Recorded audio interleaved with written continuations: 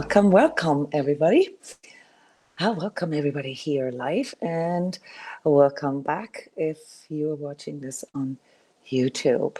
My name is Jona Bryndis, and I do these spiritual science lectures and workshops every month here within the Sacred Self-Healing community to form sort of a bridge between our material, physical experience of the world and the spiritual experiences that we have that we're often not even aware of. So a lot of times we don't even know the difference. What is spiritual and what is physical or material?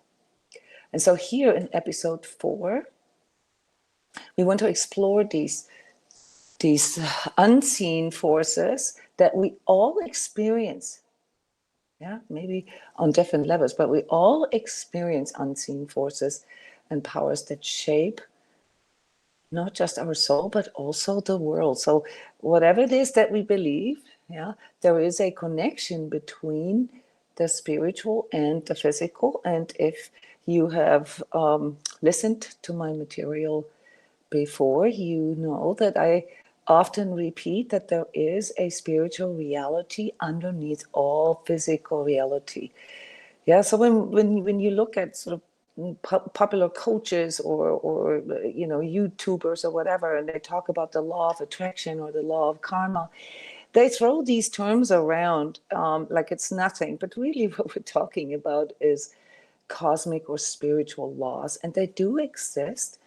And because we often sort of experience things that make sense to us, maybe sort of from an archetypal inner understanding, but we never really investigate it. That's why we need, something like a framework or a roadmap that can help us to differentiate and to discern these things in life. So spiritual science, guys, is exactly what, natural physical science is. It just deals with the laws and the mechanics and the properties of the unseen world.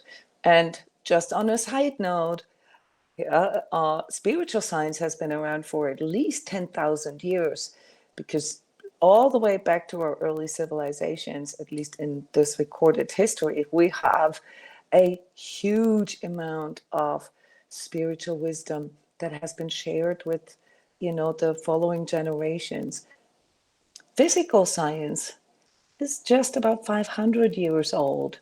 All right, so there's a little wink there with that, because we often tend to degrade the spiritual knowledge, the spiritual wisdom.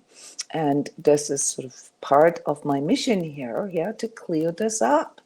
Yeah, we all feel a little bit weird when we talk about spiritual things, because we often, I would say, mix up religion with spirituality, and we also mix up, just sort of popular, I don't know, success or self-help or self-improvement, concepts. And I think that it is time for all of us to clean up a little bit, to clear this out. So don't be afraid. We're talking about these unseen forces now in a very structured way. Yeah, in this episode, we will look at these invisible, we just call them invisible for now. We know that there are things that not everybody can see, but that just because not everybody can see them doesn't mean they don't exist. Yeah, so we just call them invisible for now. Correctly spoken, they would probably, would have to be called, spiritual or energetic forces, okay? But I call them invisible here for the intro. So these invisible currents that shape our thinking, our feeling, and our willing. They shape the way we see the world, the way we see life, and of course also the way we see ourselves. And that's why I think this is really worthwhile investigating. If there is so much in the invisible or in the unseen realm, that actually, determines things like, how do I see myself? How do I see life? What is my idea of how the world works? I think it's worth investigating this, yeah, to become a little more clear about this, and not to, just sort of blindly believe in everything that, say church or gurus or, other leaders tell us. Now, the whole point is to empower you really to form your own understanding and to encourage you, to bring your own inner experience into the equation. So as you know, I have a background as chemist, as a scientist, and for me, this bridge that I mentioned, this sort of this allowing the merging of natural science and spiritual science was a really big sort of healing process, because as a scientist that solely looks at the material, I could not explain, I could not comprehend how some of these unseen things that we can, some of which we can measure. We can, say, okay, sound has a certain frequency or light has a certain frequency, and that has an effect on the mood of the person, or, how they can relax. Those kind of energies still belong to the physical realm, the natural realm. Those are still considered to be physical energies. When it comes to the unseen, yeah, and so, there are certain light frequencies that we cannot see, there are certain sounds that we cannot hear. I'm not talking about those kind of unseen. I'm not talking about unseen physical energies. I'm talking about energies that we can all feel, that have an effect on us, that we cannot explain with the physical, natural science method. And the paradigm that our physical, natural science operates within is, as you all know, is objectivity, yeah, which leads back to Aristotle. Okay, so almost 2,500 years ago, yeah, who came up with the principles of logic, yeah, and deduction and inference. And so what we have today, or what we teach in school as sort of a scientific method, which is based on, yeah, the objective experience and the replicatability of, an experiment or an observation, is still valid. So spiritual science doesn't go against physical science. You have to understand that. But then there is an element of physical science that is still sort of mysterious for physical scientists. Yeah, and those are the things, yeah, that sort of exist simultaneously, that exist as well. So epigenetics, for example, or, certain things like how words or phrases or stories or values get transported. Yeah, there are certain throughout the generations. So there are certain things, big questions in life, yeah, that we cannot quite explain through objectivity alone. We have to add our subjective, our internal experience into the subject matter, so that we can understand them better. And this is why it is the perfect timing now, yeah, here in the 21st century, to reawaken spiritual science, because spiritual science has been around for 10,000 years. We have just been sort of poo-pooed, yeah, as oh, it's all subjective, or it's all hearsay, or it's all just the church. Okay, so we've got to find a middle ground here. And as a scientist, as a ex-physical scientist, I find this in the spiritual science context, where I can form roadmaps, I can set up experiments, I can train things, I can reproduce things, yeah, even in the unseen realm.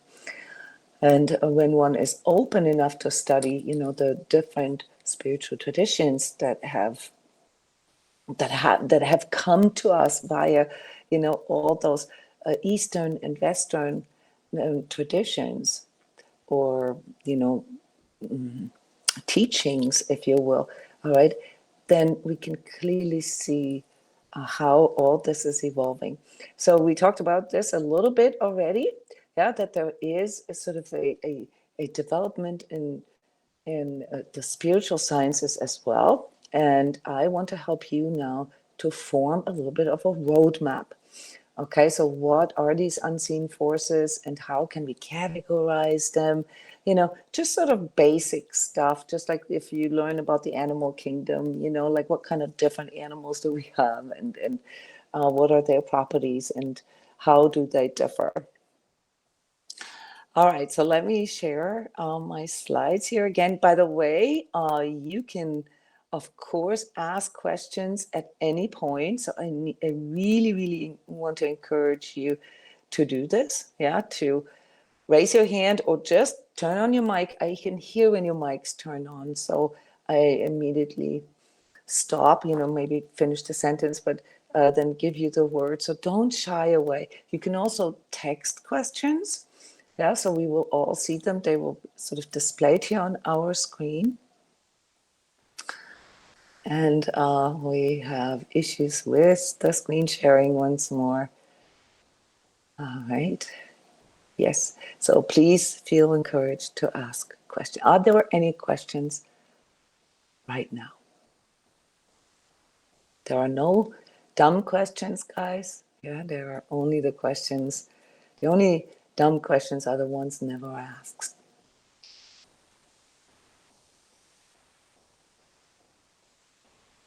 All right, then let's commence here. What are spiritual forces? So I gave you a little bit of an intro, but I would like to, give you sort of a bit more of a structure. Spiritual forces, yeah, can be energetic realities beyond the physical world. Example, you think of a person you haven't thought of for many years, and all of a sudden they call you or text you. Has anybody ever experienced this in their life? Anybody? Yeah. So this isn't magic or anything like that. And we will actually go into the difference between magic and, spiritual or occult forces, because there's still a big difference here. What this is that there's obviously, and I know that this audience here, you guys know this all. Yeah, you have experienced this so many times that it is not really a question for you.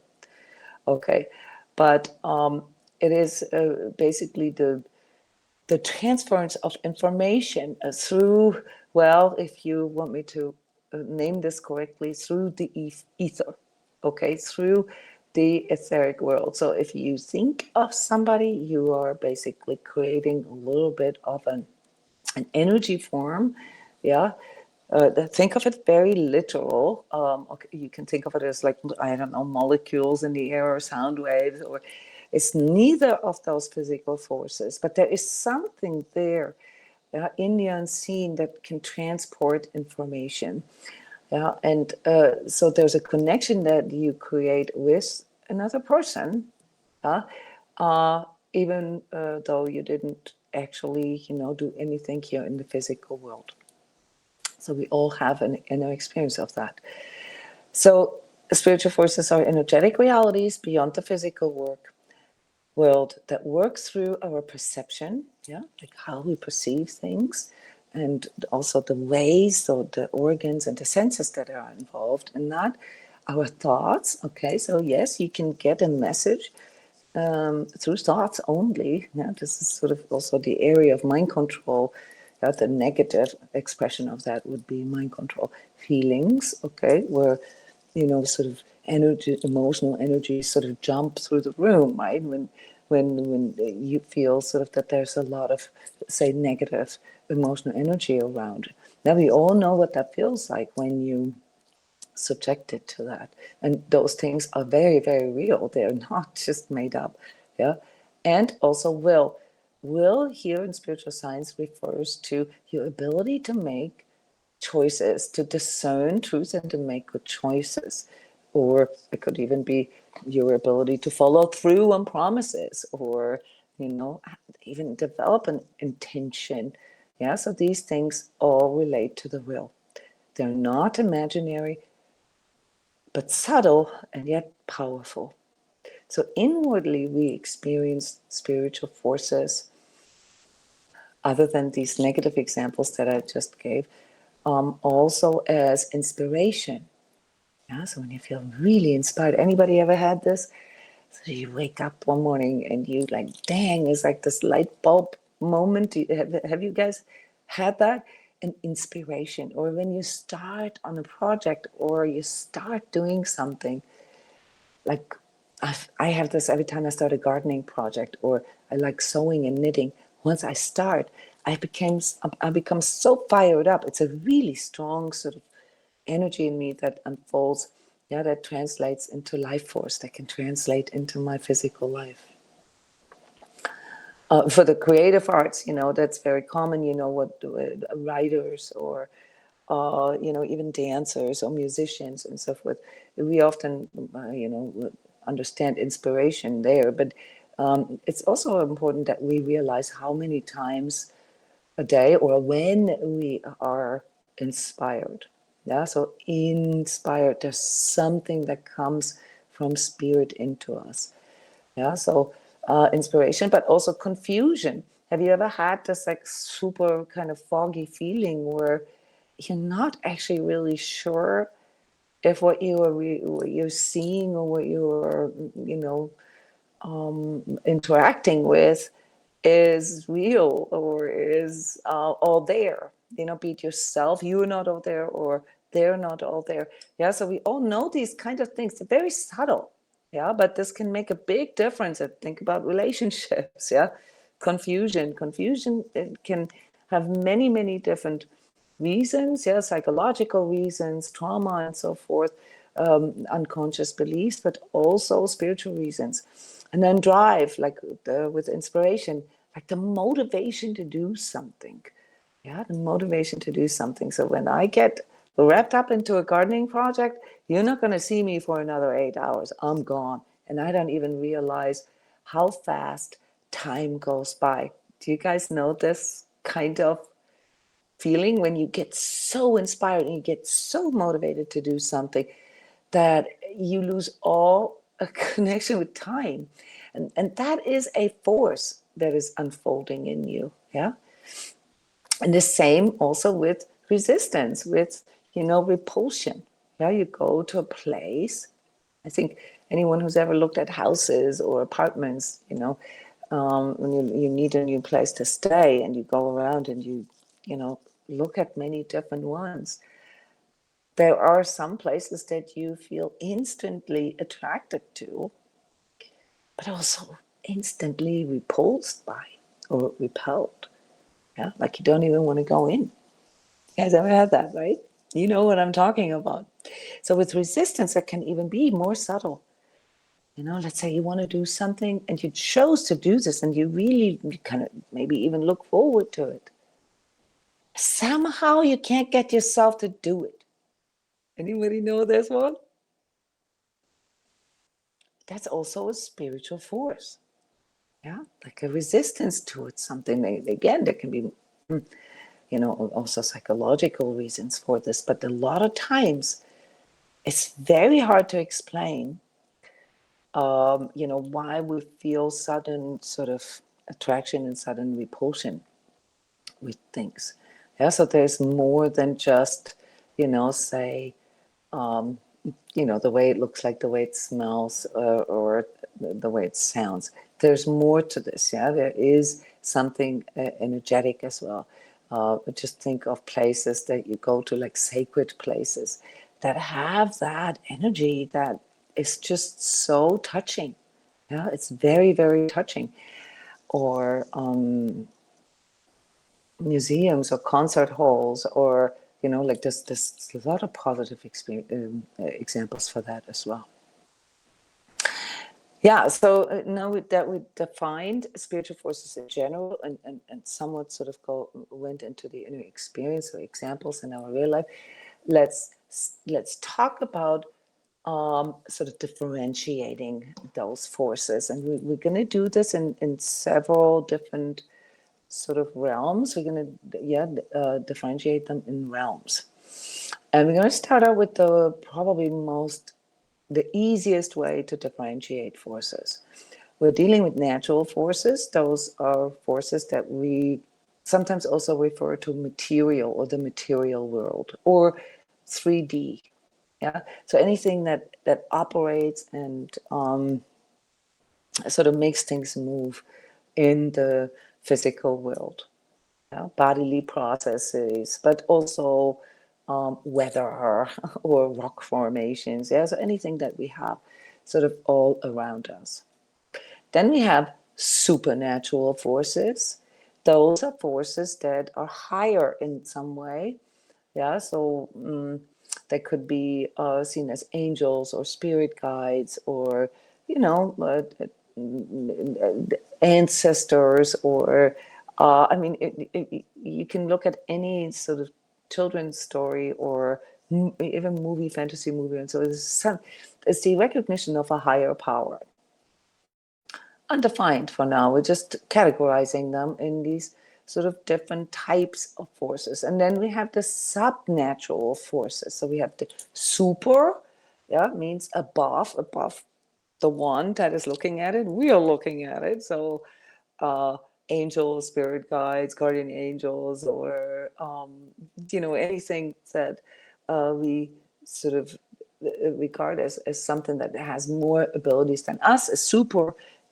And then we have subnatural forces. Subnatural forces operate often in the unseen. I like to call them underworld. Okay, it's very classic, this very classic understanding of like Hades, or Osiris, the rulers of the underworld. It's kind of like the afterlife, but it is not. It doesn't only exist when people die. It always exists. Yeah, or Dante's, depiction of the hell, or the lower density, the lower beings. Yeah, that's how you can sort of remember this. Yeah, so there's natural forces, then there's supernatural, and there's subnatural. Subnatural forces are very often, unseen, versus the natural forces are the ones that we can see. The supernatural forces are also in the unseen, but for some reason we have a very sort of easy or easier access to the supernatural forces because they sort of also guide us, or we seek their guidance, or somehow advice from there. Versus supernatural forces those are typically the forces that people are afraid of and they don't want to go there. Yeah, but if we strictly stay sort of with the nature of the energies that we're dealing with, then we're dealing with these lower, the seven deadly sins, how Dante assigned them to the hell worlds, but also with the deception, and also sort of anything that is decaying and devolving. And I want you to take a mental note of that when I say it this way. Anything that is decaying or devolving. Where do you think mushrooms belong to? This is a real question to you, and it's a really tricky one. Which realm do mushrooms belong to?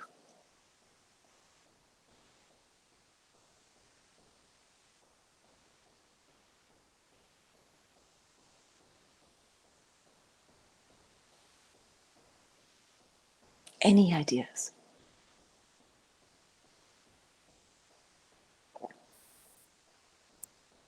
Jona, for me, they transit across so many realms as a species.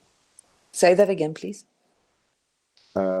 Mushrooms transit so many realms as a species. It's one of those Yeah. mythical. Yeah. I know this is a very advanced question, but really any answer is right. Yeah. So yeah. They cross many of these realms. Okay, it's very interesting about that species. Okay, so there's many aspects to mushrooms that we can discuss if you have questions about them. But if I ask you, what realm would you assign sort of a tree to? Yeah, what's a tree? What type of force, what category of force, let me put the slide back up, does a tree belong to? It's a supernatural. Ah, that's interesting. Let's discuss that for a moment. Who agrees with Annette? Or perhaps natural. Natural force. Yeah, So yeah. Yes, there are aspects that are unseen about a tree that we can all feel, right? Or at least those of us present, we can feel something like an uplifting or like a strengthening through the presence with a tree. Yeah, so we can feel that there's energy coming from the tree. We can't necessarily see it.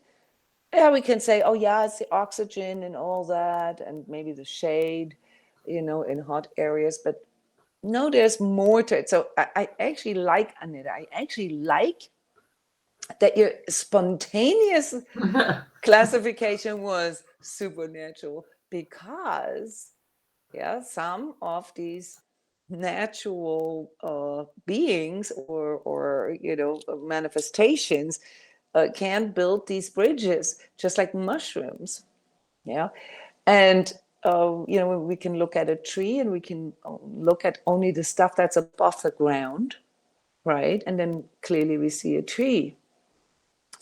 But then if we look at the roots and the root systems, don't know if you know this, but there are species like aspens.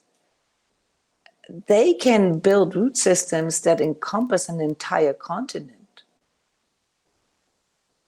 And not to mention the little mycelium, yes, forms of mushrooms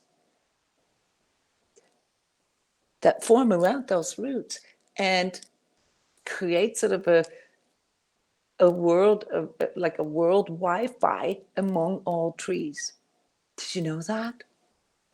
Trees can communicate with one another. Physical science just hasn't figured this out yet. And that is because they're not really willing, okay, to put spiritual aspects into the equation.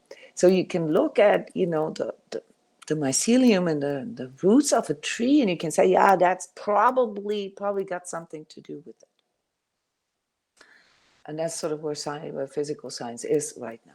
Yeah, and it can explain exactly how the transfer from one tree to the other that are in close proximity, how that works, but not how they do this from continent to continent that are not connected with one another. So you need to have a little bit more understanding of that, and include sort of the totality of natural forces. So there are aspects of natural forces, Annette, yeah, that are in the seen, and then there are also aspects in the unseen. Yeah. The same with the subnatural. So there are subnatural energies and beings that are in the seen. But I mentioned earlier that most of them are in the unseen. Yeah, and that can, have to do with just the fact that they're typically decaying, which means that they are no longer really in their state that you are used to it. If you take, for example, manure or compost, that was created out of plant parts. You're looking at the decayed aspects of that plant, but it's still the plant, it's just a decayed version.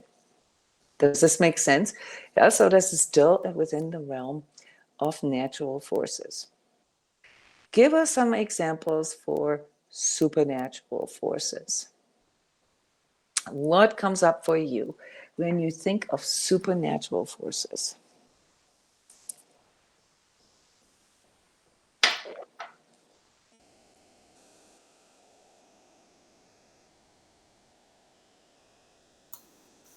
Jona, from my side, it's the intuitive side of, like you explained earlier, you think of someone and their phone. Is a simple explanation from experience of Sorry, supernatural. Matthew, I have a little bit of hard time understanding you. So could you repeat that for me again? It's just the Um, audio. no problem. Just for me, supernatural forces is that, like you explained earlier, where you think of someone and they pick up the telephone. That Okay. connection, that level of Mm-hmm. connection,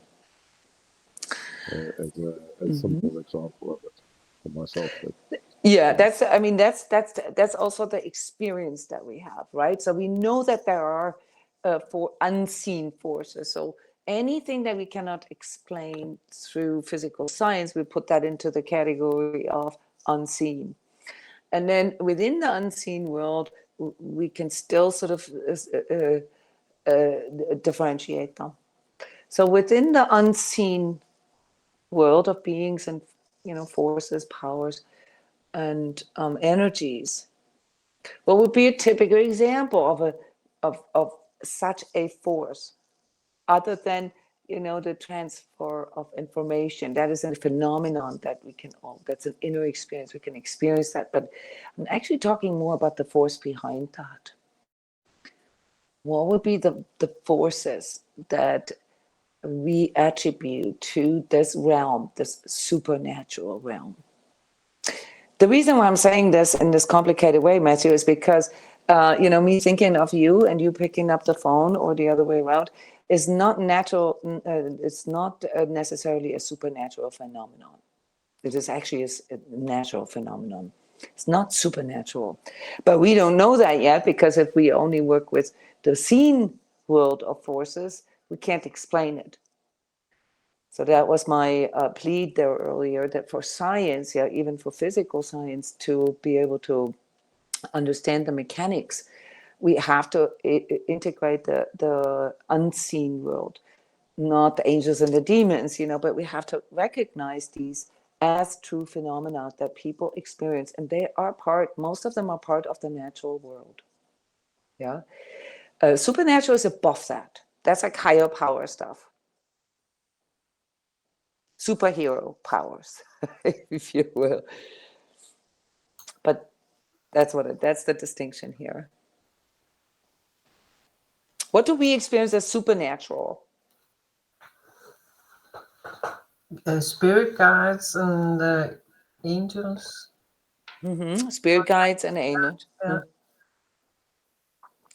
Even if you don't have a particular preference, right? Or if you don't sort of subscribe to anything in particular, right? But somehow, yeah, go ahead. Yeah, I just wondered if the connection we have with grace, the heart connection, Mm-hmm. that is supernatural. Mm-hmm. It is. Yeah. And we'll cover this here in a moment. Okay. Very nice. Yes. Okay, so anything that relates to higher power or powers, yeah, to things beyond, yeah, beyond our capabilities. Subnatural. Okay, what are subnatural forces? When do we experience subnatural forces? And again, most of us don't want to go there, so we haven't really explored this much. So we just know that we want to stay away from it.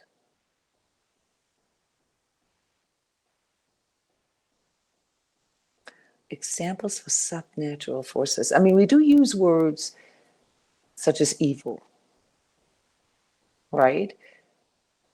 Or maybe possession. Yeah. When we see those documentaries or whatever from serial killers or whatever, like really sort of repulsive stuff, we can feel that this is not natural, right? We can feel that there's no sort of normal human being would do that. Can you guys follow me? Yeah. So subnatural is something that negates the natural laws.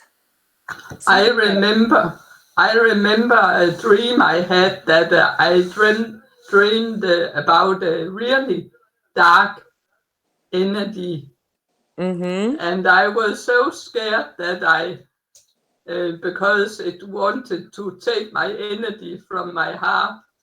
Mm-hmm. So it felt like a really dark subnatural. Really darkness. Yeah. Yeah. So like it's a heaviness, it's a darkness that we can feel sometimes in places too, or the presence of something. Definitely we can only, because it's in the unseen, we can only use those descriptors that come out of our own inner experience. Yeah. I mean, we don't walk on the streets and suddenly demons appear there and say, hey, look at me, I'm a subnatural force. But there's a reason for that. Because subnatural, yes, Annette, a very good example. Thank you.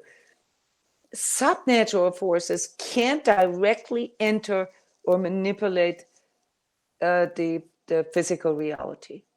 They're below it. Does this make sense? They can, however, work through other people or animals or items for that matter.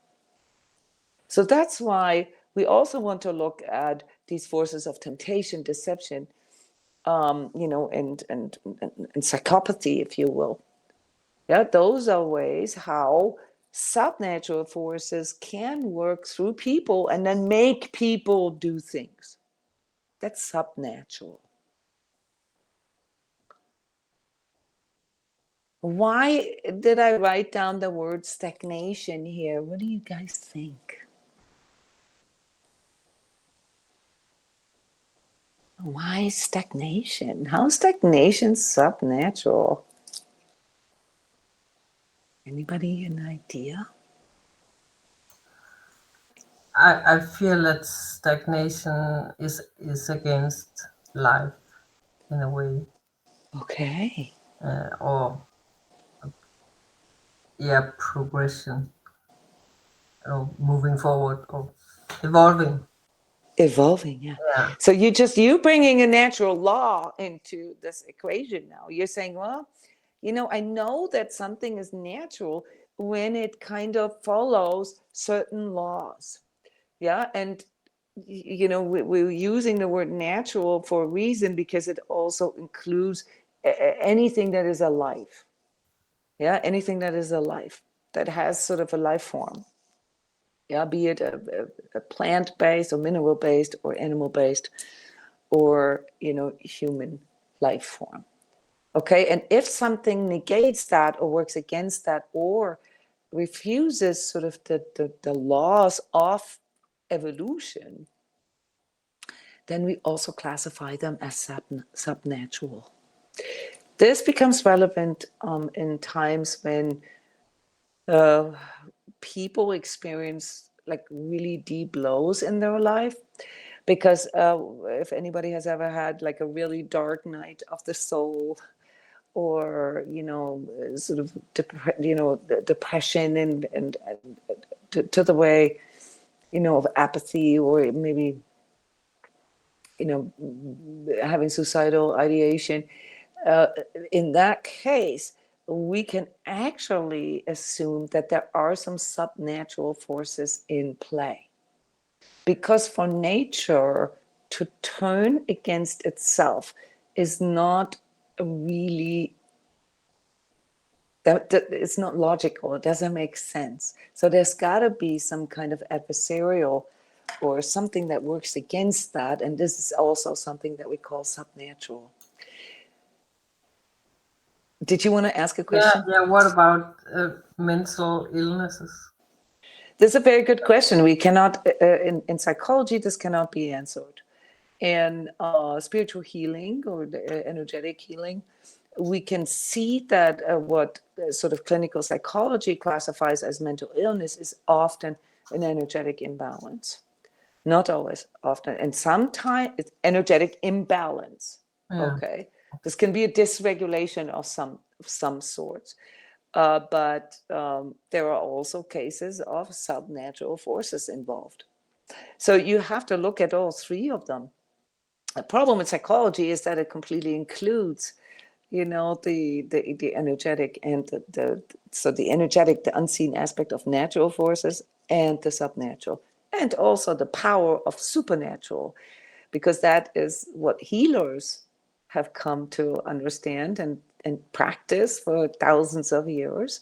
Yeah, that a lot of times someone with certain forms of mental illness just really needs somebody who can speak that language and who can, you know, understand them on that level of how they perceive things. Yeah, so a lot of us energy healers actually deal with people who have been categorized for some kind of mental illness or disorder, and just really out of the lack of understanding, yeah, of psychology. Psychology cannot put energetic or spiritual things into consideration. It excludes it. Yeah.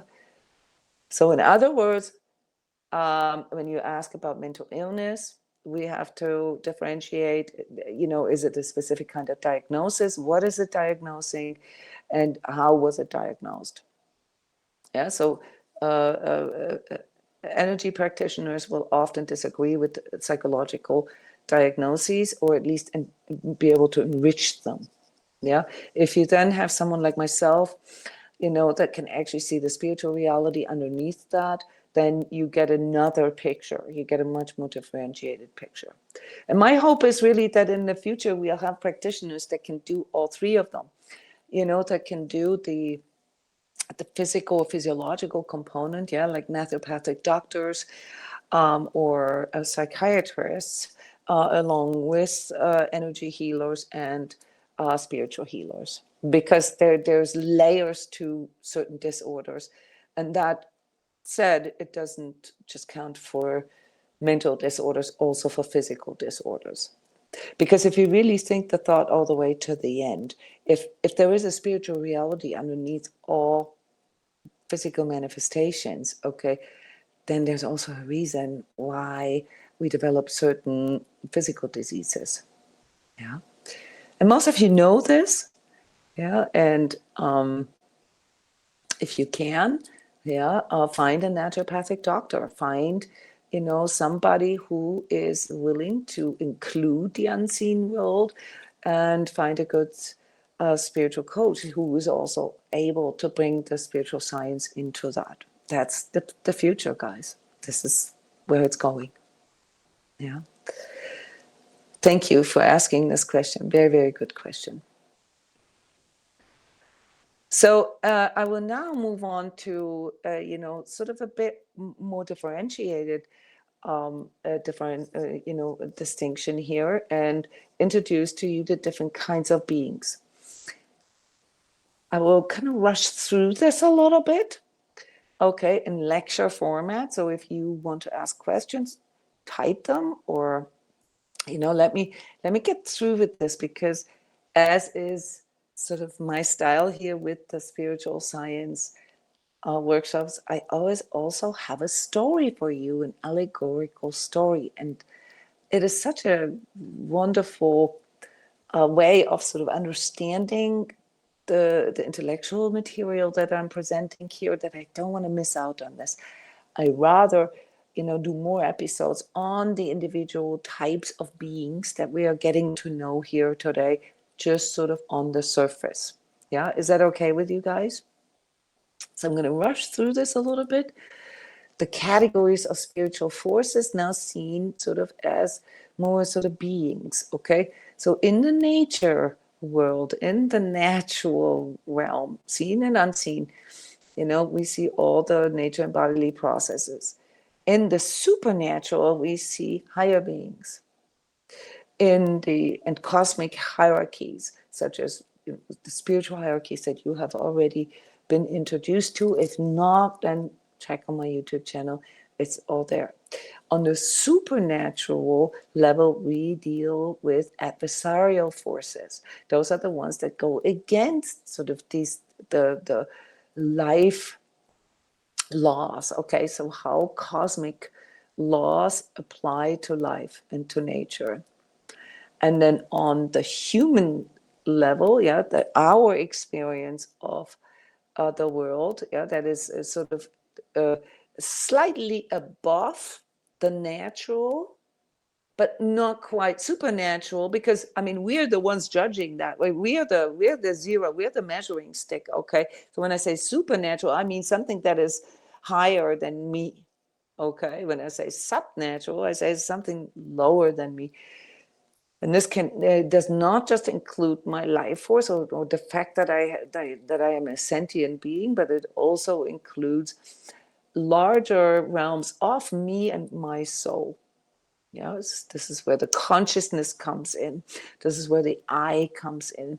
And also potentially, yeah, this is also part of why we're exploring all this, my ability to co-create or manifest in this spiritual world, in this material world. This is the part that we still need to answer for ourselves.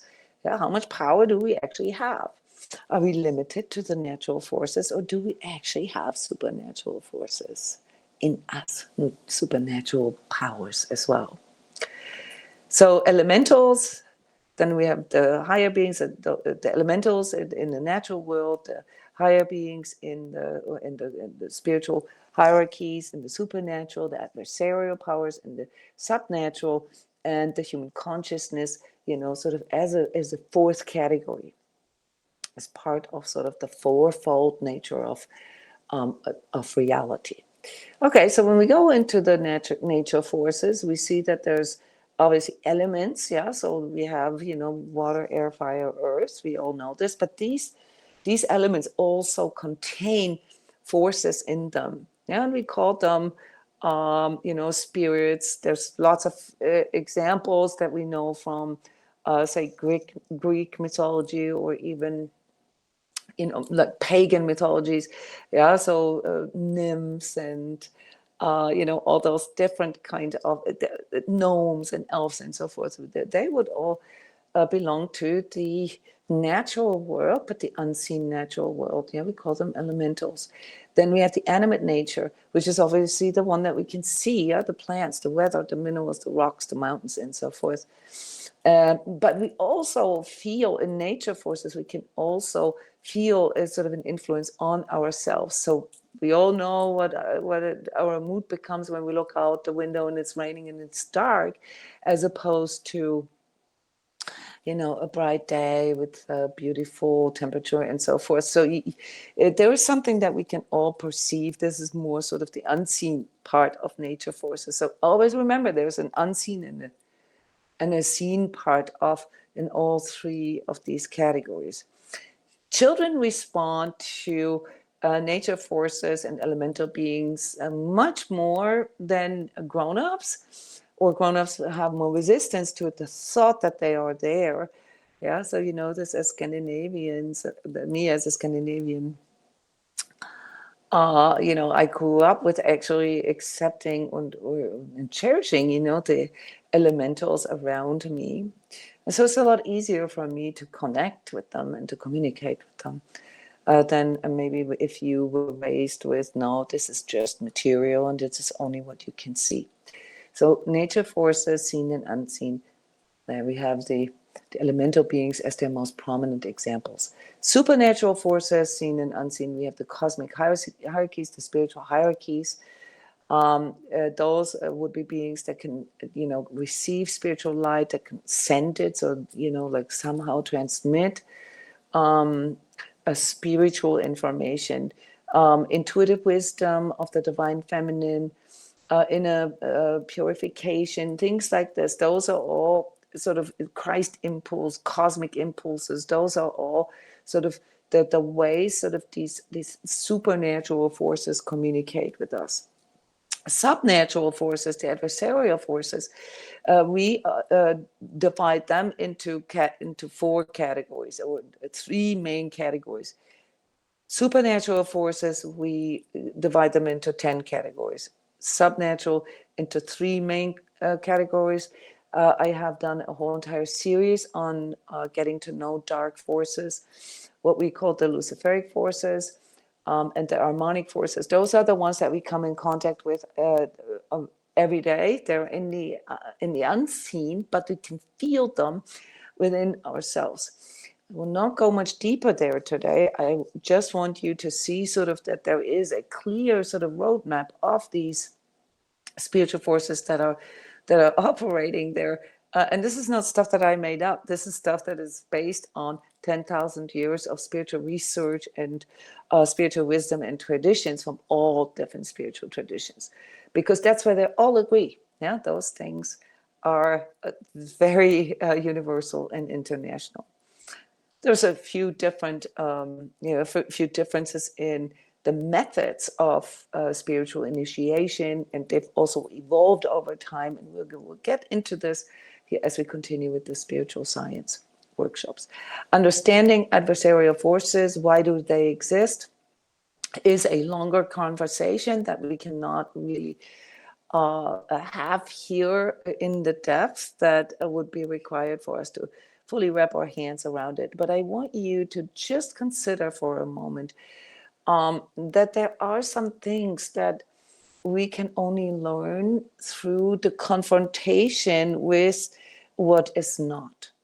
Yeah, you hear me say the confrontation with untruth, the confrontation with unfreedom and unlove is what purifies, refines, and transforms our senses. It is, even in our normal sort of psychological growing up, the bumping against a limitation or a resistance that makes us humans want to grow beyond that. And that is sort of, if you can keep yourself open enough and not sort of overshadow or preoccupy yourself with the interpretations of churches or other religious dogmas, you can say that there might actually be a purpose for them to exist. Yeah, we see this in all movies that have sort of fantasy context, like Star Wars, the Force and the dark side of the Force, and that they have to be in balance.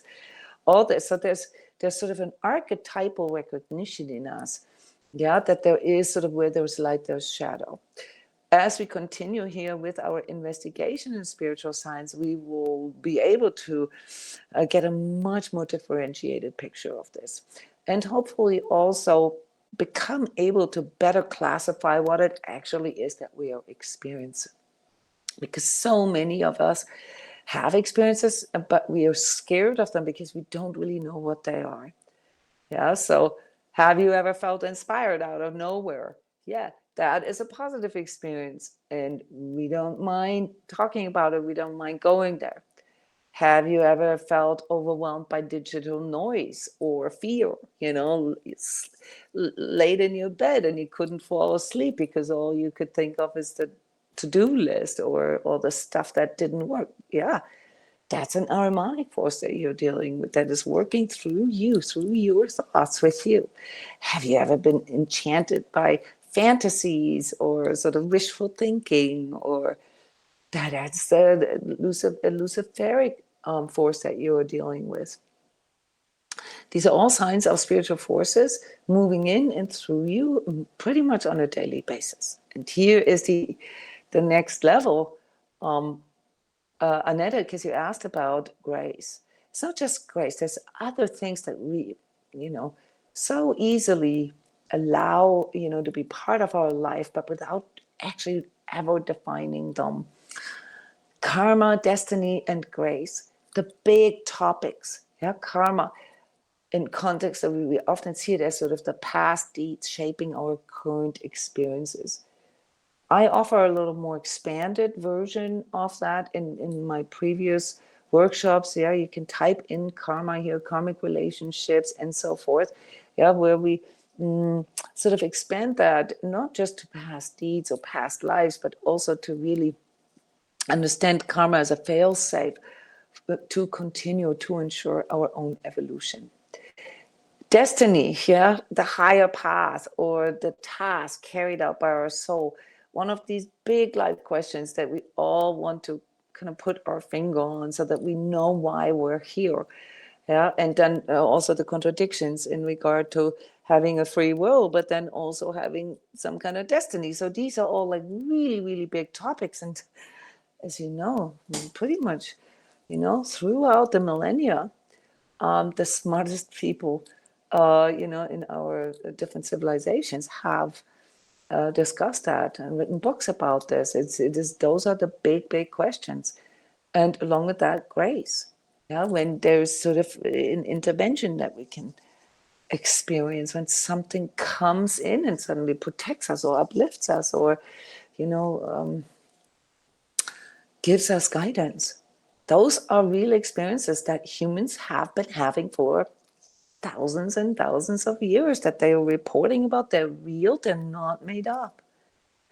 And that is how spiritual forces weave into our lives and shape life events. So it's very important for us to understand that they're always there. So even if we can't see them or if we don't believe in them, doesn't mean they're not there.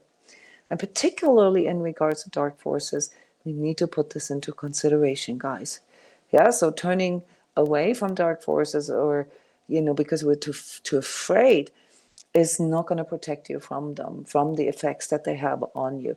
As a matter of fact, and this will be something that we discuss in a different series here called Energetic and Etheric Protection, it is extremely important to know how to deal and how to discern these darker forces, okay? Because it is basically through them that we can learn what is not light, what is not truth, what is not love, what is not freedom. Yeah. So we have to learn these things no matter what. If we sort of turn our backs to them and don't want to become more aware or more educated about them, then karma will take care of that. Yeah. But if we actually take the challenge, and if these things that I'm talking about here actually make sense to you, even just remotely, okay, this means that you already have the consciousness, you already have the capacity to understand this. So how do we work with these forces? Well, we typically do this, and here in transCODES, you know this, I've been around for 20 years, cultivate inner silence and moral clarity. It's not the same as mindfulness, guys, but mindfulness, the invention of psychology, of trying to make sort of spiritual traditions a little bit more acceptable for the material. It calls it mindfulness, in my view.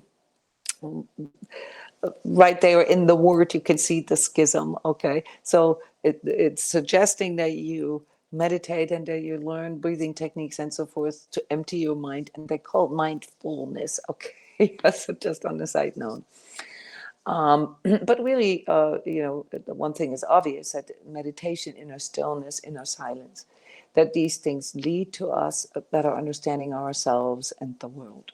Yeah, and it is that sort of self-reflective capacity that we need to develop, and in times like our times, I think even more than ever before, because we live in such a fast-paced and bombarding sort of reality, that I want to say that this is probably one of the biggest tasks that we have right now, to maintain the ability to an inward reflection, to discern what uplifts and what distracts us, to discern, to know what is mine and what is not, to discern what I need and what I don't need and what I want, to strengthen our I consciousness, that we actually know who we are, and that we are courageous enough to walk or move through the world with truthfulness and authenticity, and to connect obviously with some of these higher spiritual forces that also surround us, so that we can learn to not only balance ourselves out, but and heal ourselves, but also to grow and to increase our capacity to co-create. So the big message here that I want to send to all of you is that you are not a victim. You're not a victim of the unseen forces. Yeah. You are scared at all of the unseen forces because you don't quite understand them yet. And that is because nobody's really broken it down for you and gave you sort of a systematic structure where you can learn this with. So spiritual science does that. Anthroposophy does that. And that is exactly the right time that we are in right now, where we need to recognize, that all these things that we experience, they're not conspiracy theories. They're real things, but because we don't have the words, or we can't really articulate the mechanisms of how they work, or we're not aware of the occult underpinnings of them, we feel that we're, just sort of powerless. This needs to change, guys. We're not victims of these unseen forces at all. And the more actively we participate in them, because obviously we have the capacity to do that as human beings, the more sort of we discover that the spiritual world is actually waiting for us to collaborate, waiting for us to turn on the channel and communicate and to build this two-way. Every act of love, courage, and clarity strengthens the light in you, for you, and the entire collective, the whole world. And this is where we can find tasking, purpose. This is what we need to do. Okay? And on the way of exploring all of this, we'll encounter things that are unknown to us, that are maybe a little bit scary. That's why we need guides, just like with anything else. If you want to learn how to, make shoes yourself, you have to kind of learn it from somebody who knows how to make shoes. It's no different if you want to explore the Amazonas, go through the jungle, you need a guide, who knows that part of the jungle. So I want to send you home here today with these 3 questions. Where do I feel pulled to invisible influences or unseen? Okay, invisible, unseen. Practical examples in your life. What helps me feel centered and true? What brings in this clarity and also the courage or inspiration? How might I align more deeply with the good, the true, and the beautiful? Right? There's some reflective questions for you. And as you, I did not share my video here. My slideshow, it keeps turning itself off, guys. I'm sorry for this. So where do I feel these unseen influences in my life? What helps me to feel centered and true? And how might I align more with the things that are conducive, that are uplifting? That give me courage, that give me clarity, that help me to see the good and the true and the beautiful in the world. This is a little bit your homework, just sort of a self-reflective task. I want to close with another allegorical story that I wrote for you, to understand sort of these things that I'm talking about in a less scholarly or less academic way, but in a more sort of inner experience in a subjective way. And this story about the forces, the unseen forces in our world, is called Leo and the 7 realms. Leo and the 7 realms. Okay, so you know that I have a German accent, so it is Leo for me, not the L-E-O, but L-I-O. This is little Leo here. Okay. Oops. Little Leo. The journey of the 7 in 1 realms.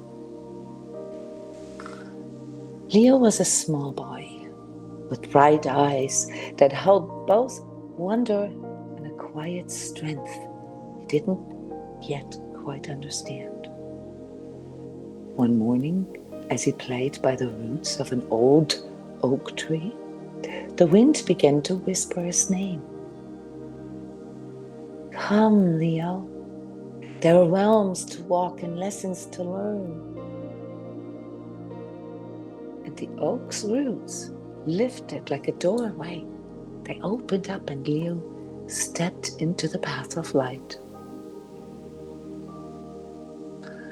In the first realm, the realm of earthly matter, he experienced the following. Here, the air smelled of stone, dust, and fresh clay. Rock beings and crystal spirits moved slowly, their bodies glittering. A stone giant lumbered toward him and asked, "Do you remember your weight, little one?" Leo felt small, almost invisible. And then he remembered to breathe deep into his belly, imagining roots growing into the soil. And he said to himself, "I belong here," he said. The ground steadied under his feet, and instantly the giant looked at him in approval and bowed to him. As he continued to the second realm, he encountered a new environment, a realm of growing life. The path turned green. Trees leaned down to listen, vines curled like friendly snakes, and flowers whispered secrets. A mischievous wind tried to pull him off the path, scattering his thoughts. But Leo imagined a golden sphere around him, letting in only the light and the scent of the blossoms. And guess what? The wind lost interest and just danced away to the next person. And the plants swayed in gentle blessing. In the third realm, the realm of forming forces, here the light shimmered and waved, shapes half formed and dissolving. Like a dream world, air elementals zipped past him, trying to confuse his sense of direction. Leo placed his hand on his heart and breathed in a slow rhythm, saying to himself, I am, until the rushing world slowed down enough for him to see the shapes become clear and the air beings sang him into the next realm. In the next realm, in the realm of the human soul, he entered a hall where mirrors floated, each showing different versions of himself. Angry, fearful, proud, joyful, shadow beings whispered, "Choose one, and we will give it to you forever." But Leo remembered his teacher's words. I am more than my feelings. I am more than my thoughts. I am more than my body. And he wrapped his golden sphere tighter, straightening up, letting only the mirror of his true self glow within. The shadows melted, and a warm light filled the hall. And as he entered the fifth realm, the realm of the Sacred Heart, the spirit of humanity, here he found tall beings of light. They stood like mountains or like light columns, their eyes filled with deep compassion. One stepped forward, touching Leo's forehead. You must know your name in spirit language, the being said. Leo listened within, and a name of pure sound arose, one only his soul understood. speaking it silently. He felt how his golden sphere became like a radiant sun. And all those tall beings around him cheered him on. In the next realm, in the sixth realm, the realm of the hierarchies, he saw winged beings robed with star fire, moved in harmonies that bent the air into music. One of them warned, "The lower forces will test you. Do not give away your light." They taught him a protection.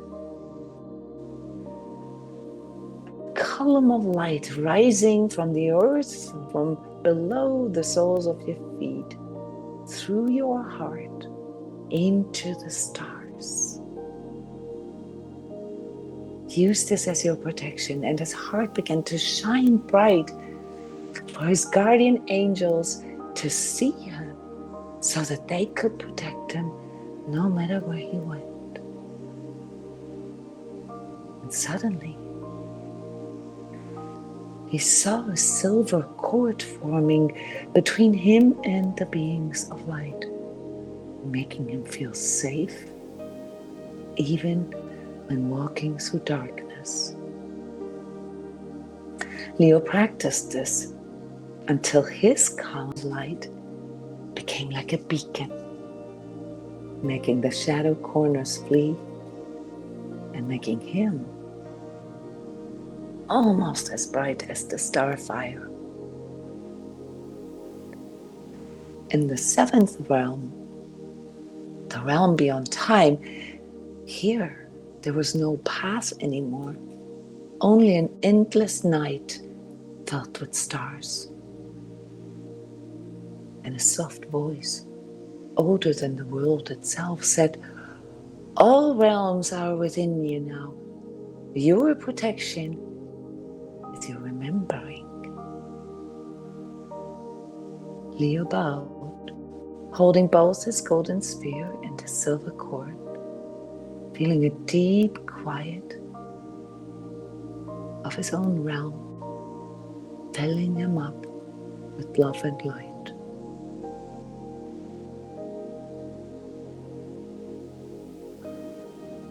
As he turned toward home now, a strange realm appeared. An eighth realm, the eighth sphere, the realm of imitation and unreality. One not on the original path. It was full of shimmering towers, flickering pictures, electric flashes, and perfect illusions, all whispering, "Stay here, stay here.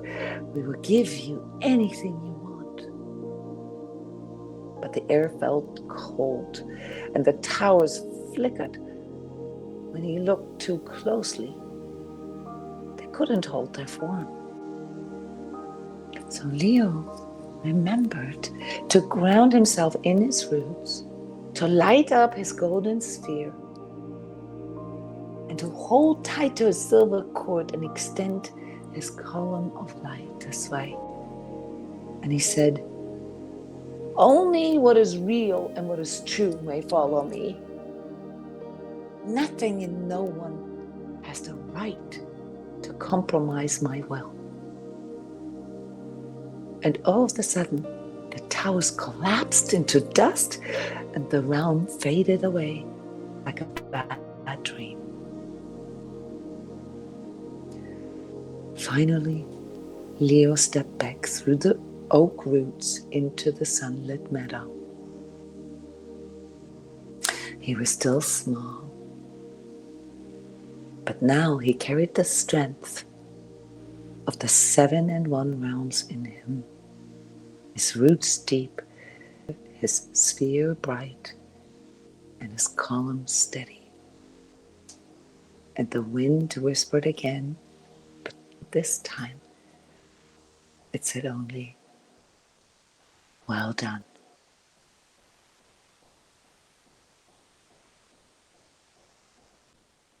Guys, I must say, I thoroughly enjoy this. You know, I work with kids, and so this is something how, how I translate it for children, and it's not really for children, as you can tell. I hope that I'm not boring you with this, and I don't want to belittle any of you, but I want you to, see this sort of as part of refining your spiritual senses and organs. It is that ability to translate all these sort of intellectual and scholarly concepts into an inner experience. Yeah, so I hope that this and also the information that you just got helps you with this. May your eyes open to the unseen. May your heart remain rooted in spirit, and may your will serve the evolution of love and truth in you. Thank you so much for coming, for watching, for commenting, for asking questions. Yeah, how do these unseen forces come to you in your life? Please post them here in the comments.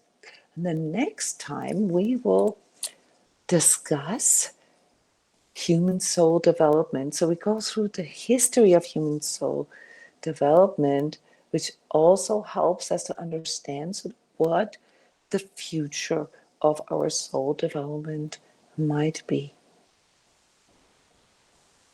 Thank you so much. And I am closing here, only to open back up for the energetic protection series that I will start here in 5 minutes. All right, if you are watching this on YouTube, I'm sure you will find the link for energetic protection. Thank you for your hearts and your comments. I come back in 5 minutes.